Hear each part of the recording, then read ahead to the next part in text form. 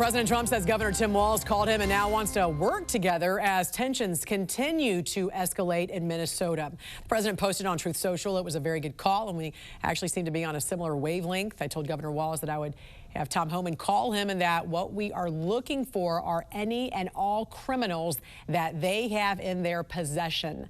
We've had tremendous success in Washington, D.C., Memphis, Tennessee, and New Orleans, Louisiana, and virtually every other place that we have touched. And even in Minnesota, crime is way down, but both Governor Walz and I want to make it better. Joining us this morning to discuss is retired FBI Special Agent in Charge and former head of the Chicago PD, Jody Weiss. Quite a turn of events over here, Jody. Definitely a different narrative than what we have heard, obviously, from the governor. You've discussed this before, that much of this violence could have already been resolved if the state had cooperated with the feds from the get-go. Both in giving them protection, but also in turning over any criminal illegal aliens, which is what Trump was talking about in that particular post he made. There's a few things going on here that you want to discuss when it comes to options, though. Either they work together or Trump has to incite the Insurrection Act. Explain that. Yeah, until yesterday, Jan, I thought we were looking at the Insurrection Act. The locals simply didn't have the resources to provide a safe area for ICE to operate in. And you've got 1,300 people sitting in state prisons in Minnesota. Now, I don't think too many of these people will be your neighbors. They're convicted, not charged, convicted of murder, convicted of child rape, convicted of human trafficking. So I know they talk a lot about neighbors. I don't think you or I or any normal person would want them as your neighbors. But you know what? Until yesterday, I thought the only chance to bring peace to the streets was the Insurrection Act. But you know what we saw yesterday was the art of the deal. You've got President Trump talking to the governor, and he sends out Thom, who I think is the leading expert on immigration enforcement in the country. So I think we have reason to be optimistic. If you think about it, Homeland actually got the Presidential Rank Award from President Obama. So here's a guy who has worked with multiple administrations, sitting down and trying to probably work out a way where both sides can claim victory. I was going to say, because one thing that a lot of critics say you can't do is you can't pull out, because then you're showing that all you got to do is riot and get real crazy, and then the federal government will leave your town. That's the message it would send if they pulled out, correct? Yeah, 100%. It's got to be something that both sides can claim we were successful. They've had great success there. They've arrested a lot of people. But yeah, you can't say like, we riot, you leave. So there's going to have to be something worked out. Maybe all president, if you've got to reduce the footprint, you've got to calm the emotions a little bit. But you are 100% right. You can't leave and just say, this is the blueprint for future blue cities. Have riots and you'll force the feds out.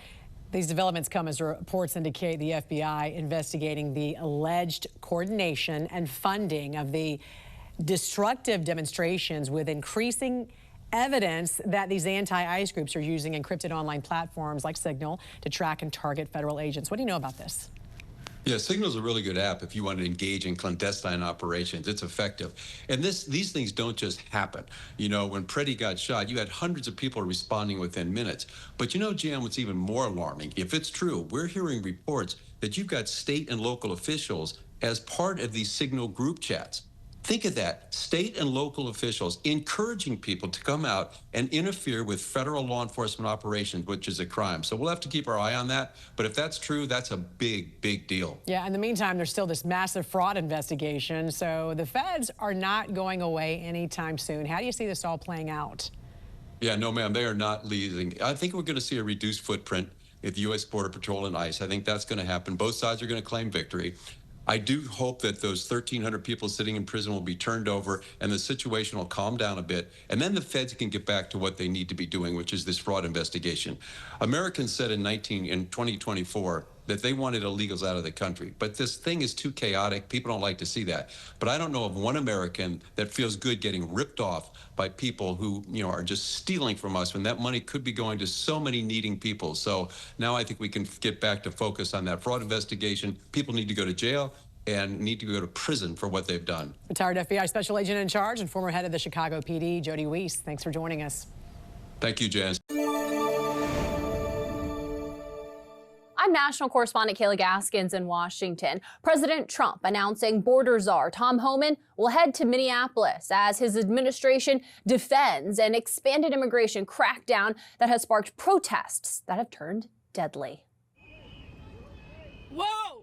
escalating political rhetoric, and another deadly turn in Minneapolis.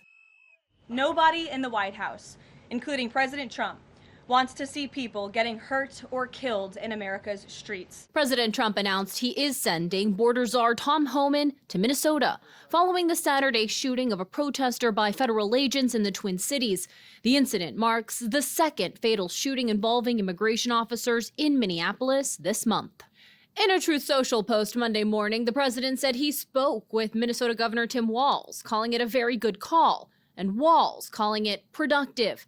Trump telling Walz he wants them to turn over all illegal immigrants in state prisons and jails. He also wants local and state authorities to work with federal forces on the ground. If Governor Walz and Mayor Frey implement these common sense cooperative measures that I will add have already been implemented in nearly every single other state across the country, Customs and Border Patrol will not be needed to support ICE on the ground in Minnesota. The Trump administration has blamed state and local leaders for language it says has encouraged protesters and created dangerous and chaotic conditions on the ground. This tragedy occurred as a result of a deliberate and hostile resistance by Democrat leaders in Minnesota.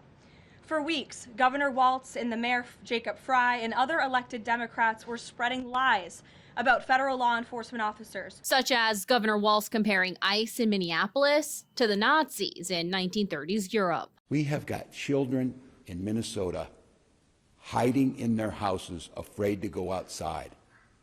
Many of us grew up reading that story of Anne Frank.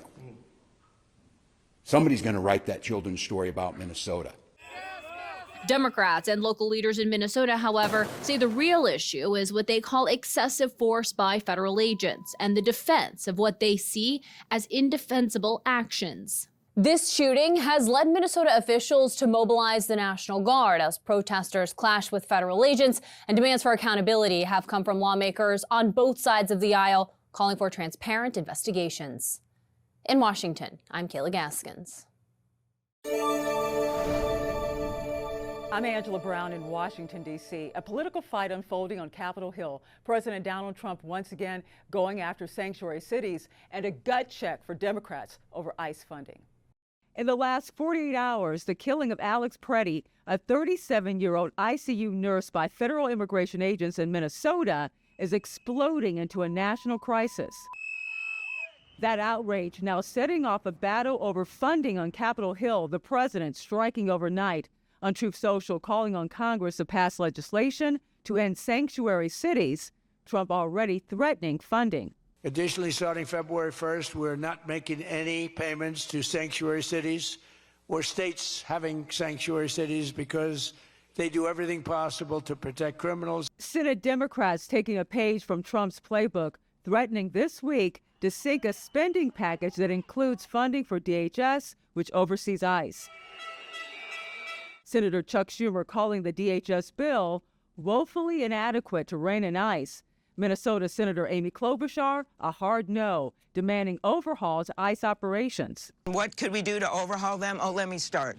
New leadership, stopping these surges across the country, not just in my state, training them like they were supposed to be trained. This time, Democrats may have the stronger hand as outrage grows from their base over the killing of Alex Pretti. As for the president, his attempts have been stopped cold. On Friday, a federal judge ruled the Trump administration must keep funding child care subsidies and other social service programs to 5 Democrat-led states, including Minnesota, after Trump tried to freeze $10 billion in funding. So what happens if the Democrats vote no? It could lead to a partial government shutdown. As for ICE, it may not matter at all. That's because they got a $75 billion boost under the so-called Big Beautiful Bill. In Washington, D.C., I'm Angela Brown.